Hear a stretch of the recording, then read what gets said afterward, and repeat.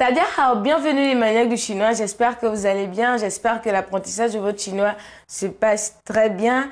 Je suis désolée, j'ai pas publié toute la semaine dernière et je crois aussi cette semaine, j'ai pas publié et je m'excuse, j'espère que vous allez me pardonner. En fait, j'étais en fin de période d'examen et aussi je me reposais un peu parce que je sais pas si vous savez, mais en Chine, on n'a pas les congés de Noël, on n'a pas les congés de Nouvel An. Parce qu'en fait, le nouvel an chinois, cette année, c'est le 16 février, je crois. Et donc, les Chinois n'avaient pas pris les congés de nouvel an en même temps que les autres, en même temps que les autres pays du monde. Et je crois c'est chaque année, en fin février, non, fin janvier, fin février, on a un mois de congé et maintenant je suis libre. Je pourrais publier plus régulièrement et peut-être si je suis beaucoup plus libre, je pourrais ajouter quelques vidéos.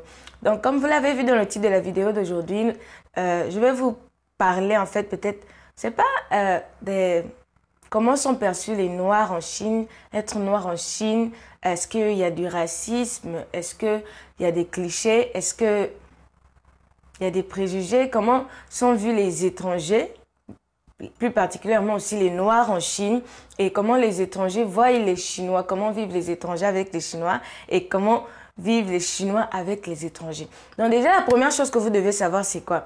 Les Chinois viennent à peine de s'ouvrir au monde. Vous voyez, c'est vraiment comme on étudie ou bien, en fait, sur cette pensée-là, cette pensée qu'on a vraiment de la Chine vient à peine de s'ouvrir au monde, elle vient à peine de découvrir le monde.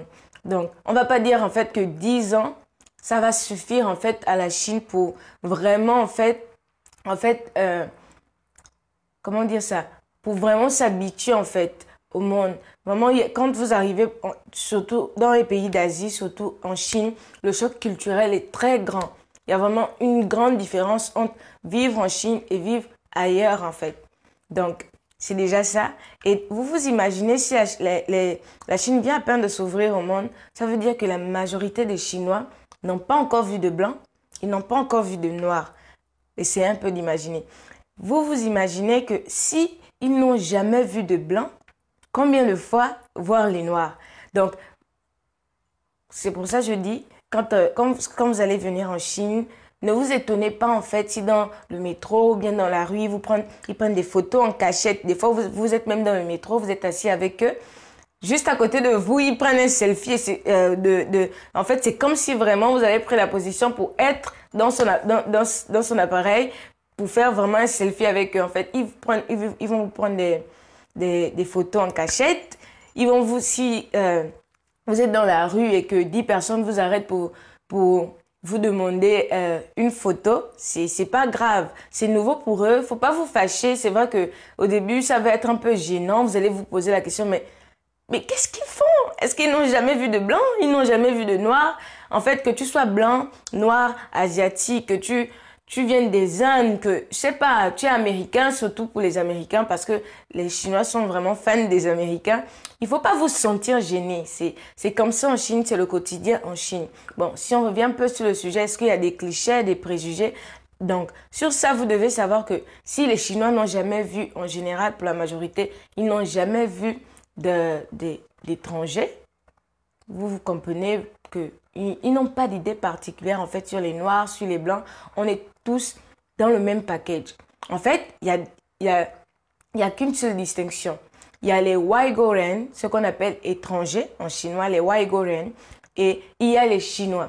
Donc, ils nous prennent tous de la même manière, en fait. Les Chinois vont plutôt vous dire, oh non, il faut faire attention aux Japonais, parce que moi, je vis à Nankin, je vis à Nanjing, en fait, et selon l'histoire de Nanjing, en fait, je ne sais pas si vous le savez, mais il y a eu le massacre, en fait, des Chinois où les Japonais sont venus vraiment massacrer les Chinois et depuis, c'est resté, ils se remémorent même ça chaque année.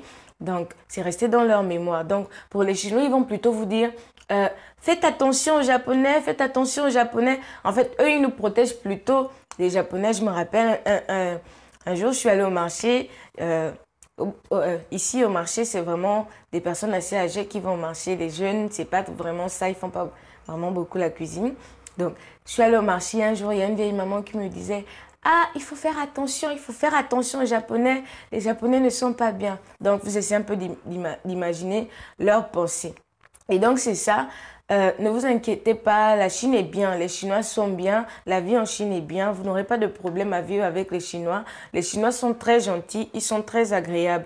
Faut pas, c'est comme partout dans le monde en fait. Il y a des gens bien, il y a des gens aussi qui ne sont pas bien. Et donc, c'est ça. Question préjugés, clichés, c'est pas trop ça. Si vous faites l'effort de parler chinois, ce sera encore meilleur en fait. Vous allez plus vite vous adapter, vous allez vraiment aimer la vie en Chine. J'espère que cette vidéo vous a plu ou t'a plu. Mets tes questions en commentaire. Si tu veux en savoir plus sur la Chine, tu mets tes questions en commentaire. J'y répondrai peut-être dans les commentaires ou en faisant une autre vidéo. Et puis je te dis, Zaijian!